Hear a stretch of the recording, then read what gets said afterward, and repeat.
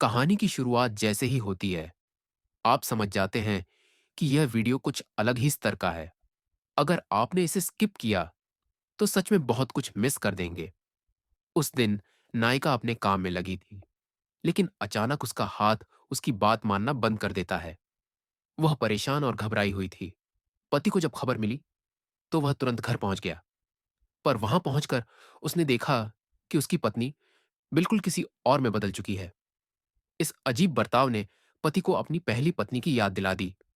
शाम को जब पत्नी घर लौटी, उसका चेहरा एकदम खोया हुआ था।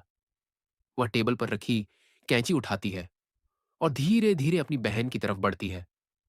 अगले ही पल वह कैंची उसकी बहन के सीने में गहरा घोंप देती है। लेकिन डर की बात यह नहीं थी, बल्कि यह कि पति ने अपनी बहन को खून में लथपथ देखकर उसकी मदद करने की बजाय उससे पूछा, क्या यह सच है? बहन ने सिर हिलाकर हां कहा। असल में वह बहन पहले से ही अपनी नजर वापस पा चुकी थी, लेकिन सबको धोखा देने के लिए अंधी बनने का नाटक कर रही थी। उस दिन उसने देखा था कि उसका जीजा चाकू चुराकर कुछ कर रहा है। उनकी नजरें मिली, लेकिन जीजा ने सोचा कि वो तो अंधी है, इसीलिए परवाह नहीं की। फिर उसने जबरदस्ती उसकी आवाज दबा दी और उसके सीने में कैंची को और गहरा ढांसा दिया।